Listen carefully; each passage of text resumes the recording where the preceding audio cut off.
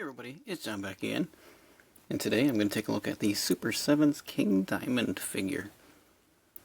God, when did I run into the King Diamond? I think it was 1993.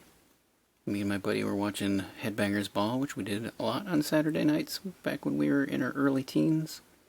And we seen the video for, I believe it was Egypt. And the next day we walked to the mall and checked out to see if I could find any of the Merciful Fate albums. They had on cassette at that point in time The Return of the Vampire, which I picked up, and we took it back and listened to it. And the first track on the cassette tape was Corpse Without a Soul, and we were blown away. And it was something we'd never heard anything quite like it before. His singing style, the speed of the music, it completely changed the genre that we like to listen to. And now, here we are in 2021, and Super7 has put out a King Diamond action figure.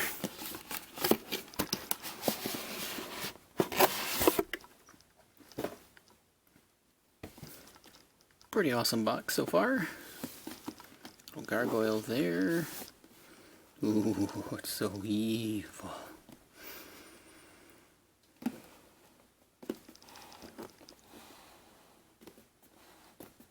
Oh.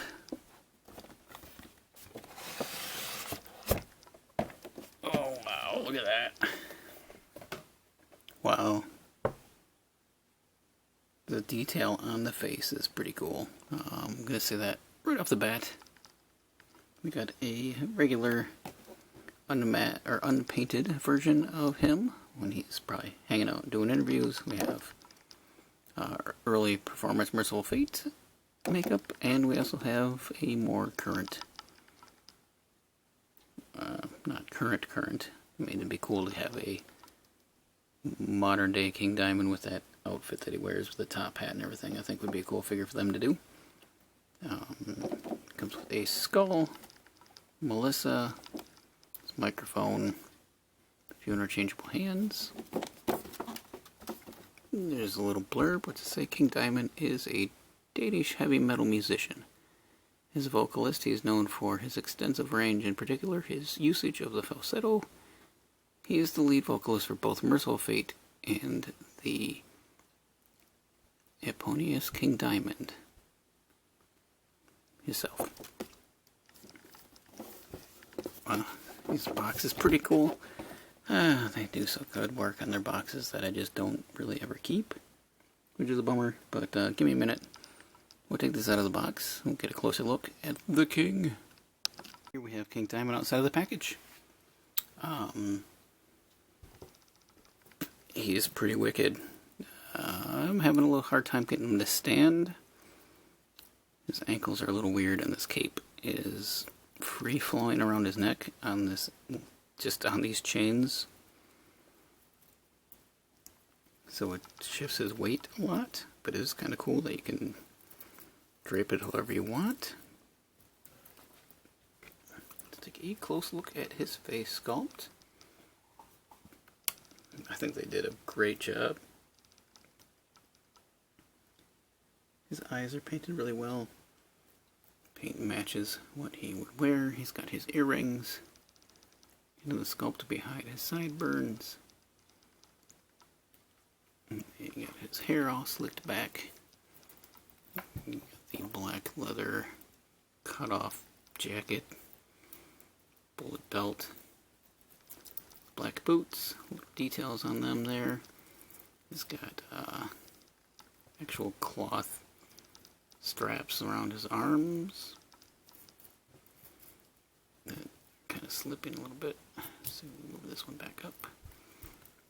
Also around his wrists.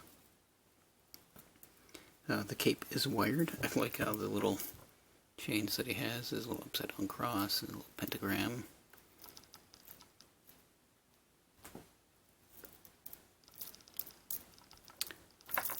Pretty cool. All on real metal chains. What's we got going on the back? Not a whole lot. It's pretty much black back there. The skin tone's pretty nice. He's all pale. He looks like a pale metal guy. He's a little bit skinnier than most of Super7's figures, which is kind of cool to see. Sometimes I'm a little thrown off by the way the bicep meets the shoulder area on their figures. It just kind of looks strange sometimes to me, because you get weird things like this going on when you rotate it. That joint always bothers me. At least he's got a rear end, I guess. That's something else that throws me off sometimes with some figures, but hey, anyway, let's see. We got his ear. It's kind of cool his ears are sticking out, but the head articulation on Super7 figures has gotten a lot better. They're not stuck looking down like some of the ones I've had before. You can't really look up a whole lot. But man, he's got that piercing look in his eyes. It's pretty cool. Shoulder goes up. Not too bad. And around. Bicep swivel. A little bandana keeps wanting to slide. Bandana. You know what I mean. It's a little arm wrap. It's got a single jointed elbow. It's got a gripping hand in that rotates and has a hinge. He also rotates up here, like I said. Does not rotate at the elbow. Oh, he gets some pretty good ab crunch off of this joint we got going on. He can crunch back. And he's got a swivel at the waist. Legs can go out. He can kick forward. Can't kick back because that rear end he's got. No drop downs. Does have a swivel up here as well. He's got a single jointed knee. Rotation at the knee. And at the boot. Which, now that that's swiveled, that's going to be hard to get back. Rockers in his feet, and they are hinged, and like I said, the cape has a wire in it, so you can get it flowing more behind him if you wish. You might have to mess with it to hold its balance. But he will stand pretty well. Like I said, he also comes with the unpainted face with his glasses on. This kind of makes me wish I would have picked up a second figure, because this head's pretty wicked right here. Did a great job on it. See his teeth gnashing in there. Might have to display this head somewhere. That's a pretty cool one. They did a good job. And he comes with his skull with some goo in it there.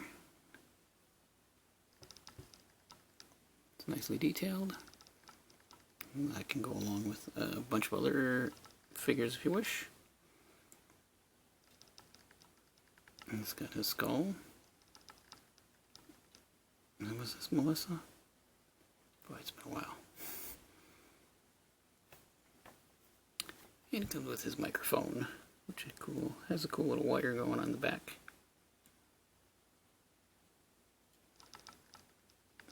Just some taped up bones.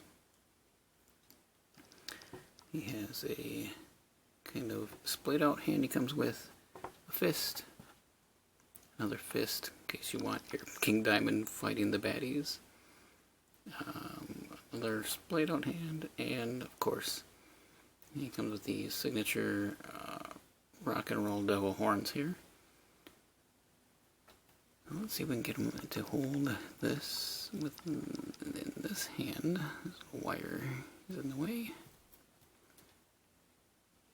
Hands aren't too stiff, which is good. They did a good paint job on the bone at least. Whoop. The wire popped out. There we go. I can actually sing and hit those notes, but it just plugs back in. There's a little hole here, so it's okay. And hopefully that don't disappear on me. And let's see if we can switch out this hand.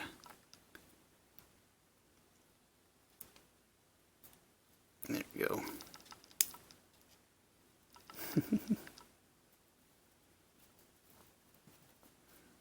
Yeah, I think that's a pretty cool figure. Wow. I think they nailed Mr. Diamond. Good job, Super7.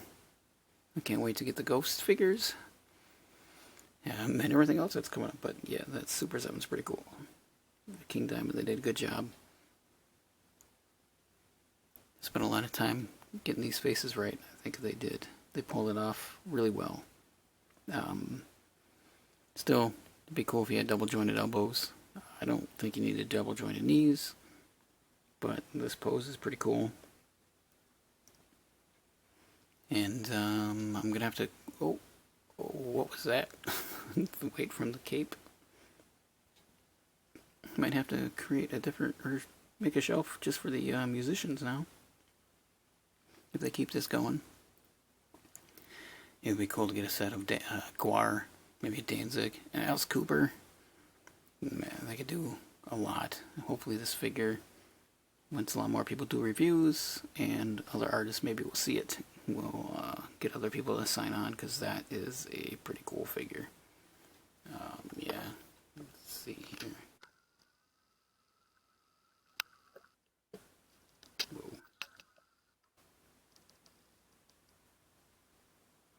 Yeah, that's a pretty awesome job.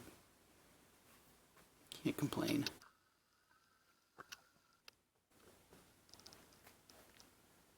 I like it. I'm glad I picked it up. Curious if anybody else did. Let me know down in the comments. And if you did, I'm going to sneeze. Oh my gosh. Excuse me. Have you, or in the comments, let me know if you listen to King Diamond or Merciful Fate. What's your favorite song? I like a lot of them from every album. I think there's something good. So I'll see you guys later.